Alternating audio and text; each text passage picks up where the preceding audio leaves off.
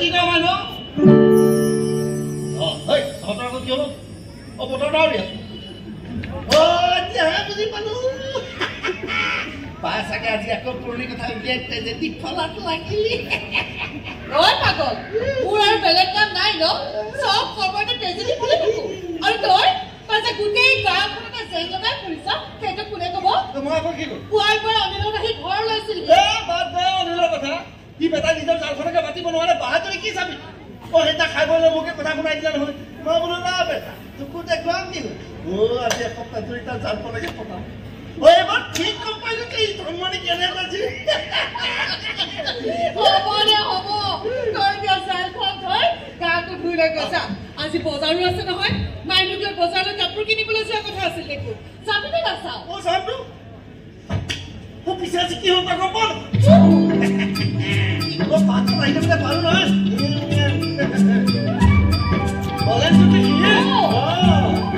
কিছুমান মোৰ মুখলৈ চাই থাকিলে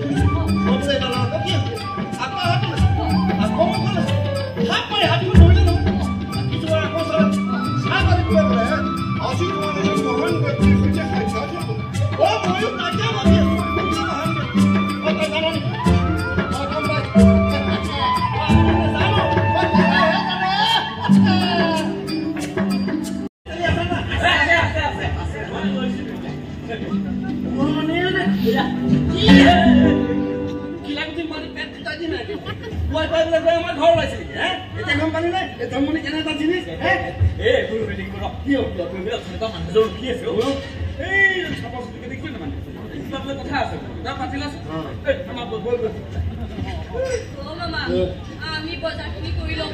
নহ'লে দেৰি মোৰ দৰকাৰী কথা আছে আৰু তোমালোকে নতুন প্ৰজন্মই যদি এনেকুৱা কৰা অসমত বাঢ়িব কেনেকে ঠিকেইতো অসমখনতো আমি আগবঢ়াই নিব লাগিব আমাৰ তাতে কাম কৰছো তই কাপোৰ কেইটা বাছি লাগে মই কৈছো কিন্তু সোনকালে আহিবি নহ'লে মায়ে গালি পাৰি থাকিব আহিম দে যা তেতেলি লওঁ না তোৰে কওকচোন কি কথা আছে মানে মই আপোনাক কেনেকৈ সহায় কৰিব সহায় এই মিষ্টাৰ হেৰি সহায় মইহে আপোনাক এটা ভয়ংকৰ বিপদৰ পৰা উদ্ধাৰ কৰিবলৈ বিপদ এটা কথা কওকচোন গ্ৰামাৰ নজনাকৈ বাৰু ইংৰাজী শিকিব নোৱাৰি নেকি গ্ৰামাৰ নজনাকৈ ইংৰাজী কি কথা কয়হে আপুনি নহয় মানে মোৰ এনেকুৱা ভাৱ হৈছে যে গ্ৰামাৰ এই কিতাপখনৰ সৰহ খাই আচ্ছা বাৰু আপুনি কওকচোন এই কিতাপখনত কি এনেকুৱা ধৰণে বস্তু আছে যে কিতাপখনৰ বাবে একেবাৰে উপযোগী প্লিজ কওক আপুনি যে ক'লে বেছি মাথা ঘূৰা কৰি আৰু কিবা তেনেকে বৰ বিশেষ নাই দাদা তথাপিও মই ভাবো আপুনি একো ভাবিব নালাগে মই সকলো মাইনাছ কৰি দিলো কিতাপখন চাফা কৰোঁতে 60 টকামান পইচা খৰচ হৈছিলে সেইটো দিলেই ক'ব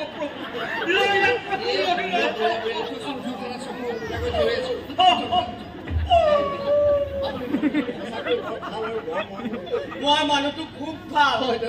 এতিয়া 60 টকা দিলে মই যাবগে 60 টকা নিশ্চয় দাদা নিশ্চয়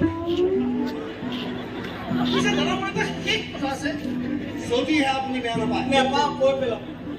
এই কিতাপখনটো আপুনি হয় নিজে লিখিম মানে এই কিতাপখনত থকা প্ৰত্যেকটো কথা আপুনি ভালদৰে জানে মই নাজানিলে কেনেকৈ লিখিম বাৰু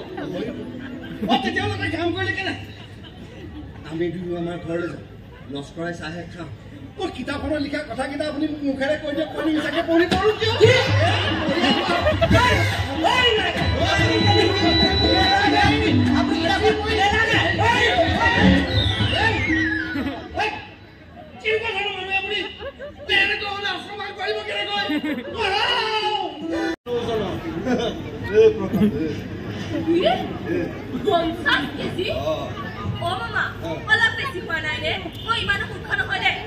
ঠিক আছে 50 নহব পাৰে কিন্তু 40 তো হয় মই কৈছো নহয় মই টানি টানি উঠাব পৰা নাছিলো নহয় 40 কেজি ওজনৰ মাছ ধৰা হলে টিভি চেনেল আহি ব্ৰেকিং নিউজ কৰি দিলে হয় ইমানো নহয় দে ঠিক আছে মই আন্দাজতে কৈছো কিন্তু 30 তো হয় মই এবাৰ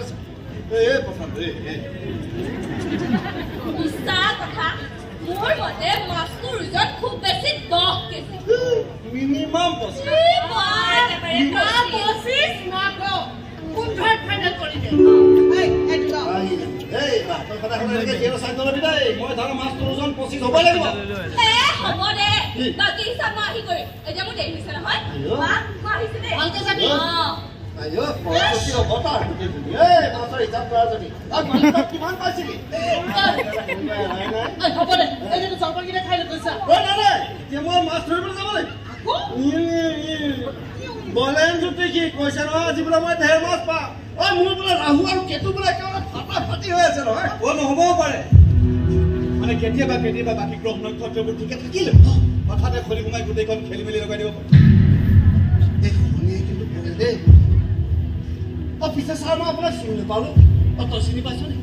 মই ঠিক ধৰিব পৰা নাই আজি আপোনালোক কোনো ধৰিব নোৱাৰো কাৰণ আজি কেৱল মই ধৰিম ধেমালি কৰিলো তোমাৰ মই মানে এটা বিশেষ কামতে গাঁওখন ওলাই আৰু আহিলে যেতিয়া ভাবিলো গাঁওখন ভালদৰে চাই যাম আৰু বেয়া নাপায় যদি চাহ একাপ পাম চাহ একাপ নোহোৱাকে মোৰ কিবা কথা পাতি ভালেই নালাগে আমাৰ বায়ে বনোৱা চাহ আছে গোটেই গাঁওখনতে মই ধেৰ মাছ নহয় আপুনি কথা পাতকচোন মই চাহ দি আছো তই কথা পাত কিবা বিশেষ কামত আমাৰ ফালে আহিলে হ'ব এইটো জানিবলৈ বৰ মন গৈ আছে মোক দেখি চাগে সেই দিনটোলৈ মনত পৰিছে এতিয়া চাহত টোপনিৰ ঔষধ এজনক বেহুচ কৰি উঠাই লৈ গৈছিল নে কি কয় বন ৰজা আপুনি মাথা মুন্ডুৱে মোক কি কৈছে মই ধৰিব পৰা নাই মই জানিছিলো আপুনি যে মোৰ কথা সহজতে একো বুজি নাপাব সেইটো মই জানিছিলো তাৰ কাৰণে নতুনকৈ ব্যৱস্থা কৰি চব পিছে